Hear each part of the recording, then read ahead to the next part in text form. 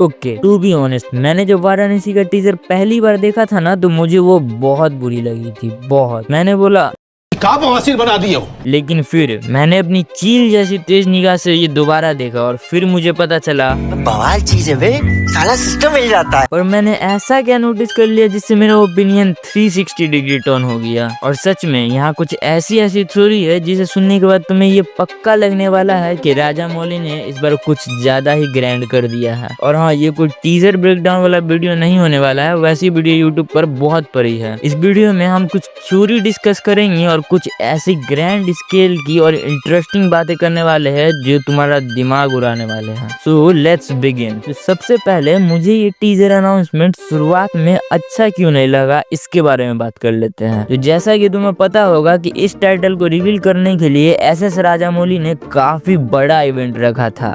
काफी बड़ा, जो हॉटस्टार पर लाइव स्ट्रीम हो रहा था और मैं वहाँ वो पूरा लाइव स्ट्रीम देख रहा था। और इसका पछतावा मुझे आज तक है। उस इवेंट की जो खिचड़ी बनी है। तो इवेंट स्टार्ट हुआ 7 बजे और फिर जिसका मुझे डर था वही हुआ। मुझे लगा कि आधा घंटा ये लोग बकबक करेंगे, फिर 7:30 तक टीजर मिल जाएगा, नहीं तो मैक्स 8 बजे तक तो मिल ही जाएगा। लेकिन भाई 2-3 घंटे तक मुझे सिर्फ आशीष का चेहरा देखने को मिला। और लास्ट में जब टीजर देखने की बारी आई तो कभी बिजली कट हो रही थी, कभी टीजर फ्रीज हो रहा था और कभी हॉटस्टार की स्ट्रीमिंग ही बंद हो जा रही थी। और इतनी प्रॉब्लम्स के बाद जब इन्होंने फाइनली टीजर दिखाया तो मेरा रिएक्शन कुछ ऐसा था।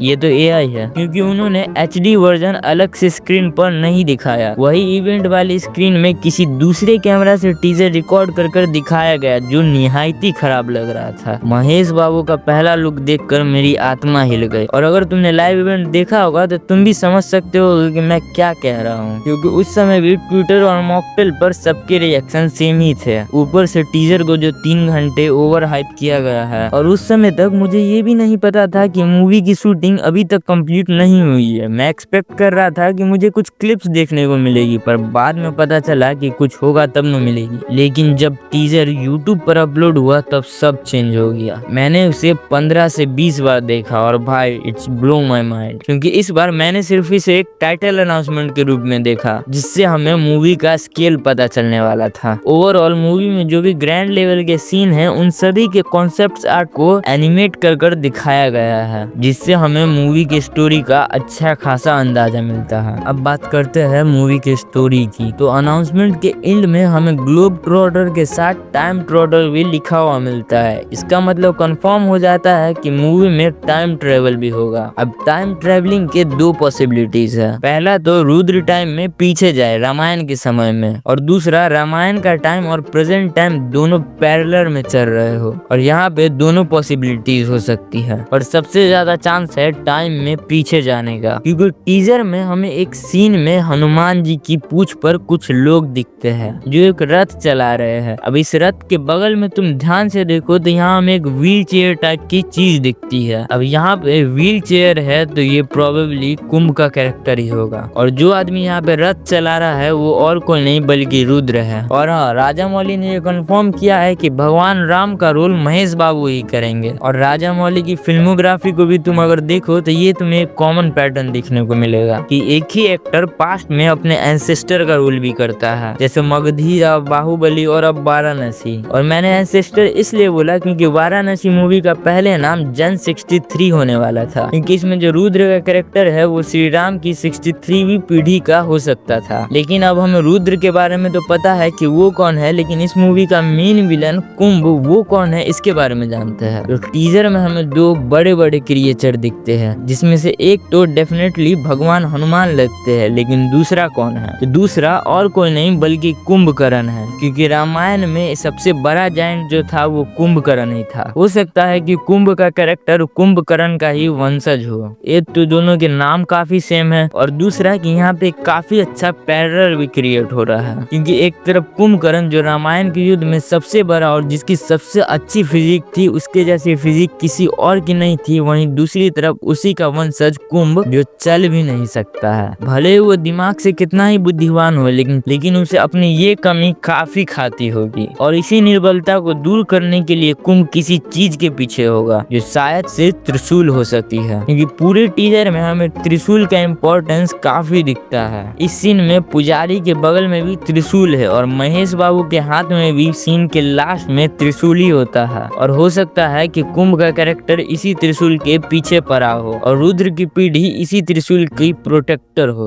लेकिन एक पॉइंट पर मूवी के फर्स्ट हाफ में जहां रुद्र जीत जाएगा और शायद से उस त्रिशूल को डिस्ट्रॉय करने में सफल हो जाएगा, पर इतनी आसानी से राजा मौली रुद्र को जीतने तो नहीं देंगे और इसी समय पर कुंभ टाइम ट्रेवल को डिस्कवर करेगा और डिसाइड करेगा कि वो त्रेता युग में रामायण के समय में जाकर त्रिशूल वापस ले सकता है। बस यहाँ से मूवी गॉड लेवल स्केल पर चली जाएगी और जस्ट इमेजिन द स्केल जब गॉड्स की फाइट हो रही होगी और वहाँ पर कुंभ और रुद्र आपस में फाइट कर रहे होंगे इस त्रिशूल के लिए। इस समय एसएस राजा मौली गॉड्स की फाइट्स को जितना बड़ा स्केल पर दिखा सकते हैं उतने बड़े स्केल पर दिखाएंगे कि जब भगवान युद्ध करते हैं तब कैसा असल में लगता है। और इसके बाद सब कुछ राजा मौली के हाथ में है। राजा मौली फाइट में कितनी अच्छी तरीके से इमोशन डालते हैं वो हमें RRR और बाहुबली से पता है। बस इमेजिन करो कि भगवान राम एक तरफ कुंभ या रावण में से किसी एक पर ब्रह्मास्त्र चला रहे होंगे और एक तरफ रुद्र का कैरेक्टर कुंभ पर अपना त्रिशूल चला रहा होगा। बस इमेजिन करने में ही ये कितना इंटरेस्टिंग लग रहा है। सोचो जब राजा मौली इसका एग्जीक्यूशन करेंगे तब वो कितना अच्छा लगेगा। तो यही थी मेरी वाराणसी की थ्योरी। अगर तुम्हें ये वीडियो पसंद आई है तो वीडियो को लाइक कर दो, चैनल को सब्सक्राइब कर दो और तब तक के लिए बाय।